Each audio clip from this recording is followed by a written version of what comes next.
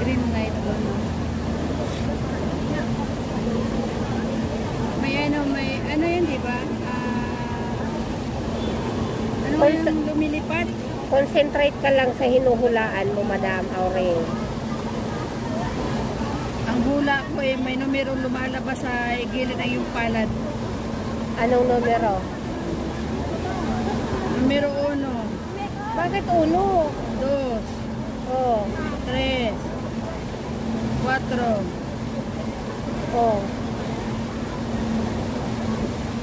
Pag tinotal mo, ilan?